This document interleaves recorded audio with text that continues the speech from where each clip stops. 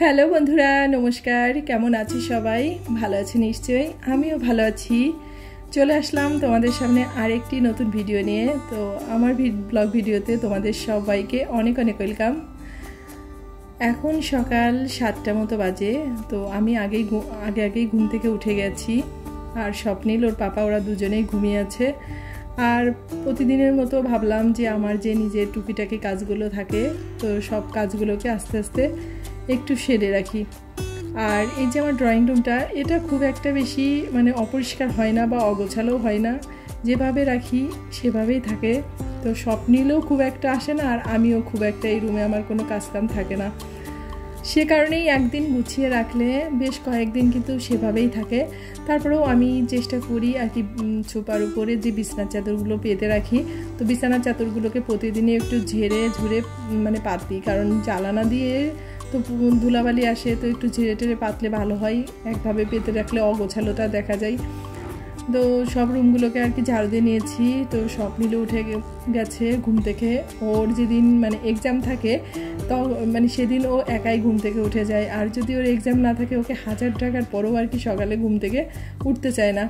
তো নিজের ইচ্ছেই আজকে ঘুম থেকে উঠে গেছে। তো আমি ওর রান্নাঘরটাকে পরিষ্কার করে তারপর একটু ফ্রেশ হয়ে তারপর সকালে নাস্তাটা আর কি বানিয়ে নিব। আর এখন রাতের দিকে কি হয়েছে জানো তো, এত পরিমাণে ঘুমটা পাই। আমি সবসময় আর কি ঈশ্বরের কাছে প্রার্থনা করতাম যে তুমি আমাকে 3 বেলা খেতে দাও বা না দাও, আমাকে অন্তত রাত্রের জন্য ভালো ঘুমাতে পারি আমি। তো এখন কি হয়েছে, সেই আশাটা আমার পূর্ণ হয়েছে। আমি এখন রাত্রে শুলে আর কি ঘুমিয়ে পড়ি। তো সে কারণে রাত্রের কিছু কিছু কাজ থাকে, সে কাজগুলো অনেক সময় করা সম্ভব হয় না। তো আমি আর স্বপ্নিল যেদিন আমরা দুজন তো আগে রাত্রে খেয়ে নিই। তো আমাদের খাওয়ার পরে যে থালা বাসনগুলো হয় সেগুলো আমি ধুয়ে পরিষ্কার করে রাখি। আর স্বপ্নিলের পাপা যেহেতু একটু দেরি করে আসে, তো এ কারণে ও যখন খায় ও আর কি খেয়ে টেবিলটাকে মুছে রাখে, কিন্তু থালা বাসনগুলোকে ওইভাবেই সিঙ্কে আর কি রেখে দেয়। এ কারণে প্রতিদিন সকালে একটু থালা বাসন আর কি সিঙ্কে থাকে। তো গতকাল রাত্রে যেগুলো ধুয়ে রেখেছিলাম সেগুলো একটু গুছিয়ে নিলাম, আর যেগুলো থালা বাসন ছিল হাঁড়ি পাতিল আর কি, তো সবগুলোকে ধুয়ে নিলাম। রান্নার চুলাটাকেও একটু মুছে পরিষ্কার করে নিলাম, যেহেতু রুটি করব। গতকাল দুপুরে রান্নার পরে আর চুলাটাকে পরিষ্কার করা হয়নি। তো রাত্রে ভাতটাও রান্না করিনি। কালকে দুপুরে যে ভাতটা রান্না করেছিলাম আর কি, তাতেই হয়ে গেছে। তো এখন হচ্ছে একটু গা হাত পা ধুয়ে আসলাম। সকালবেলা কাজ করার পরে একভাবে কাজটা করেছি, আর গরমটা তো সকাল থেকেই ভীষণভাবে পড়া শুরু করে। তো এই সব ধোয়া মোছার কাজগুলো করতে গেলে না ভীষণ ঘেমে যেতে হয়, আর মনে হয় যে স্নান করে উঠেছি, এতটা পরিমাণে ঘেমে যায়। তো আমি গরমের দিন আসলে প্রতিদিন এই সকালবেলা কাজগুলোকে সেরে একটু গা হাত পাটা ধুয়ে নিই, আবার রাত্রে ঘুমাতে যাওয়ার আগে একটু গাটা ধুয়ে নিই, মাথাটাকে ভিজাই না।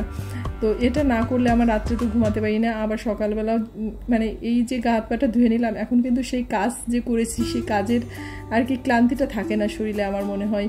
তো এ কারণেই আর কি বাসি জামা কাপড় ছিল সেগুলোকে ধুয়ে নিজেও একটু ফ্রেশ হয়ে আসলাম। আর এই সময়টা ভীষণই রিল্যাক্স লাগে বলতে পারো। তো যেহেতু কাজকামগুলো সারা হয়ে গেছে, তো কাজকাম থাকলে কিন্তু মাথার মধ্যে একটা টেনশন কাজ করে সবসময়। তো আমার তো সংসারটা খুব একটা বড় না, ছোট সংসার, 2-3 জনের সংসার আমার। তো যতটুকুই থাকে সংসারে একটু কম বেশি কাজ তো থাকেই, তাই না? তো একটা মাথার ভিতরে টেনশন কাজ করে। তারপর স্বপ্নিলকে পড়ানো, নাস্তা বানানো তো থাকেই সব কিছু, তাই না? তো সকাল সকাল ঘুম থেকে উঠলেই একটা সুবিধা। আর গরমের দিন তো সকাল সকাল ঘুম থেকে উঠে আমার মনে হয় কাজগুলোকে যদি সেরে রাখি, তাহলে সারাদিন সেই কষ্টটা আর থাকে না। তো এ কারণেই এখন চেষ্টা করি একদম সকালবেলা ঘুম থেকে উঠে যাওয়ার, আর এখন ঘুমটাও ভেঙে যায় তাড়াতাড়ি। আর এখন একটু ফ্রেশ হয়ে আর কি জল খেয়ে নিলাম। আসলে সকালবেলা উঠে বাসি পেটে জলটা খাওয়া খুবই জরুরি, কোনো কিছু খাওয়ার আগে একটু জলটা খাওয়া জরুরি। কারণ আমার যে গ্যাসের ব্যথাটা হয়েছিল, সেখান থেকে আমি ভীষণই কষ্ট পেয়েছি। আর এখন ভাবছি যে একটু নিয়ম করে আর কি থাকার, তেল জাতীয় চর্বি জাতীয় খাবার একটু অ্যাভয়েড করা, যেহেতু প্রচুর পরিমাণে গরম পড়েছে। আর আগে তো জল খাওয়ার জন্য ভীষণই বকা খেতাম, সে বিয়ের আগে মা বাবার কাছেই হোক, আবার বিয়ের পরে হাজব্যান্ডের কাছেই হোক, জলই খেতে ইচ্ছা করতো না। কিন্তু এখন জানো তো সেই বদ অভ্যাসগুলো অনেকটাই পরিবর্তন হয়েছে।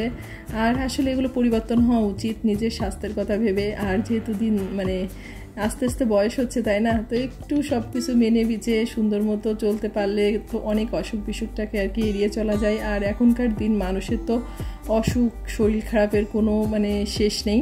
তো যাই হোক, তোমাদের সাথে কথা বলতে বলতে বেশ কিছু কাজ করে নিয়েছি। তো এখন হচ্ছে স্বপ্নিলের পাপা ঘুম থেকে উঠে গিয়েছে। আর এই যে গতকাল রাত্রে আর কি এখানে ফ্লোরে আর কি যে তোষকটাকে পেতে একটা বিছনা চাদর পেতে স্বপ্নিলকে আর কি পড়তে বসিয়েছিলাম। তো এখন হচ্ছে সকালবেলা এই বিছানাটাকে উঠে নিচ্ছি। আর এখানে বসেছিলাম তার কারণ হচ্ছে এই পাশের এই বারান্দার দরজাটা দিয়ে না ভীষণ সুন্দর বাতাস আসে আর এত ঠান্ডা, মানে ভীষণই ভালো লাগে। তো সে কারণেই আর কি ওইটা পেতে রেখেছিলাম। তারপরে ওই পাশের বেড মানে রুমটার হচ্ছে বিছানা চাদরটাকে কালকে রাত্রে চেঞ্জ করে নিয়েছিলাম। তার কারণ হচ্ছে আসলে এখন কি হয় জানো, মানে ফ্যানটা তো উপরে চলে, বাতাস লাগে, কিন্তু অনেক সময় দেখা যায় পিঠটি ঘেমে যায়। আর ওই বিছানা চাদরটা পাতা ছিল না, কী হয়েছে মাঝখান থেকে একটুখানি ফেসে গেছে, মানে ছিঁড়ে গেছে। তো এই কারণে রাত্রি বিছানা চাদরটাকে চেঞ্জ করে এই লাল বিছানা চাদরটাকে পেতেছিলাম। আর এখন পুরানো বিছানা চাদরগুলোকেই মানে বেশি আর কি বিছানায় পেতে রাখছি। তার কারণ হচ্ছে দেখবা সুতির পুরানো নরম বিছানার চাদরগুলোই কিন্তু গরমের দিন আর কি শুতে আরাম লাগে, তো এ কারণেই। আর নতুন বিছানার চাদরগুলোকে পাতলে আমার মনে হয় ওটা মার থাকে আর মানে বেশি একটু গরম গরম লাগে। তো যাই হোক, বিছানার চাদরটাকে চেঞ্জ করে রুমটাকেও পরিষ্কার করে নিয়েছি। তার মাঝে নাস্তাটাও বানিয়ে নিয়েছি। তো নাস্তাটা খেয়ে স্বপ্নিলের পাপা বেরিয়ে গেছে আর তার মধ্যে স্নানটা করে নিয়েছি। তারপর স্বপ্নিলকে পড়িয়ে নিয়েছি যেহেতু ওর পরীক্ষা আছে আজকে। তারপর এখন দুপুরে চলে আসছি রান্না করতে। তো আজকে দুপুরে না বেশি কিছু রান্না করব না, একটু ঢেঁড়স ভাজি করব আর একটু পাতলা করে মাছের ঝোল রান্না করব আর একটু আমডাল। মানে আমডালটা এখন প্রায় প্রতিদিনই রান্না করা হচ্ছে, কারণ এই সময় একটু তিতো, তারপর টক খেতে কিন্তু বেশি ভালো লাগে। তো ঢেঁড়সটাকে ভাজি করেছিলাম, তো পেঁয়াজটা দিতে ভুলে গিয়েছিলাম, এই কারণে এখন একটু পেঁয়াজটাকে ভেজে এই ঢেঁড়স ভাজিটার ভিতর দিয়ে একটু নাড়াচাড়া করে আর কি নামিয়ে রাখবো। ভাজিটি প্রায় হয়েই গেছে। আর যেহেতু বিকেলবেলা স্বপ্নিলের মানে পড়ানোটা আছে, সে কারণে একটু তাড়াহুড়া করে রান্নাটা করে রাখছি। আর ওকে একবারে খাইয়ে নিয়ে যাব, কারণ আস্তে আস্তে সেই সন্ধ্যা 7টা বাজবে। আর ভাজিটাকে নামিয়ে এই যে মাছটা বসিয়ে দিয়েছি। আর মাছটা হতে বেশি সময় লাগবে না। মাছের ভেতরে সেইভাবে কোনো মশলা দেব না, শুধুমাত্র একটু ভাজা জিরের গুঁড়া দিয়ে মাছটাকে নামিয়ে নেব। তো মাছটা হচ্ছে আলু আর পটল দিয়ে একদম পাতলা পাতলা ঝোল করে নিয়েছি। আর অনেকগুলো কাঁচামরিচ দিয়ে দিয়েছি আর সামান্য পরিমাণে একটু মরিচের গুঁড়া দিচ্ছি কালারের কারণে। তো যাই হোক, যে ভাজা জিরের গুঁড়াটা দিয়ে দিলাম। এখন একটু নাড়াচাড়া করে মাছটাকে নামিয়ে নেব। তো আমার মাছটা হয়ে গেছে এদিকে। আর পাশের চুলাতে যে ডাল, সামান্য একটু ডাল রান্না করেছি, তো ওই যে মানে ডালটা আর কি হচ্ছে। তো এখন হচ্ছে স্বপ্নিলকেও খাবার দিয়ে দিব, কারণ এই গরমের মধ্যে কিন্তু খাওয়ার সাথে সাথে আর কি বাইরে যাওয়াটা ঠিক না। একটু রেস্ট নিয়ে তারপরে বাইরে গেলে ভালো হয়, না হলে দেখা যায় যে হজমের সমস্যাটা হতে পারে। তো এ কারণে তাড়াতাড়ি করে দুইজনেই আর কি অল্প স্বল্প যতটুকু পেরেছে আর কি খেয়ে আধা ঘন্টার মতো একটু রেস্ট নিয়েছিলাম। তো স্বপ্নিল এদিকে ওর পড়াগুলোকে একটু আর কি রিভাইজ দিয়ে নিচ্ছে আর আমি ওকে একটু রেডি করে নিচ্ছি। আসলে ও যখন পরীক্ষাটা থাকে একটু বেশি পরিমাণে এক্সাইটেড থাকে, যেটা আমার একদমই পছন্দ না। তো যাই হোক, আমি মানে ওকে রেডি করে দিয়েছি। এখন নিজে একটু রেডি হয়ে নেবো। তো রেডি মানে স্নানটা করার পরে সিঁদুরটা আর কি পরিনি। তো এখন হচ্ছে মাথাটাকে আঁচড়িয়ে একটু সিঁদুর পরে নিব। স্বপ্নিলের পাপা দুপুরে আর কি খেতে আসেনি, আমরা চলে যাব। ও আর কি ওর সময় মতো এসে বাসায় আর কি খেয়ে যাবে। আর আমি সব কিছুই রেডি করে রেখে দিয়েছি টেবিলে, এই জন্য আর কোনো সমস্যাটা হবে না। তো ছেলের সাথে সাথে আমারও মানে অনেকটাই পেরেশানি হয় বলতে পারো পরীক্ষার সময়। মানে ওকে সামলাতে সামলাতে আমার অবস্থায় খারাপ হয়ে যায়। আমি কখনো আমার পরীক্ষার সময় মনে হয় এতটা টেনশন করিনি বা কখনো এতটা পড়াশোনা করিনি। তো যাই হোক, ওদের ব্যাপারটা একটু আলাদা। তো আমি একটু লিপ বাম দিয়ে দিলাম ঠোঁটে। আসলে শীতের দিনে আমি বেশি লিপ বামটা ব্যবহার করি, কিন্তু ইদানিং একটু ঠোঁটটা কেমন যেন ড্রাই মতো হচ্ছে, তো এই কারণে হালকা করে একটু লিপ বাম লাগিয়ে নিলাম। আর তোমরা যারা আমার ভিডিওটা দেখো, তোমাদের কাছে একটা রিকোয়েস্ট করব, অবশ্যই তোমরা আমার ভিডিওটাকে সম্পূর্ণ দেখো আর দেখার পরে অবশ্যই একটা লাইক দিতে ভুলো না।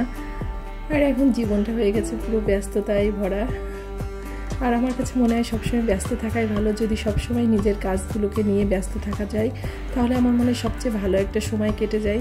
আর মনের ভিতরে কোনো টেনশন থাকে না, কোনো কিছু থাকে না, আবার কোনো কিছু নিয়ে অতিরিক্ত চিন্তা ভাবনাও আসে না।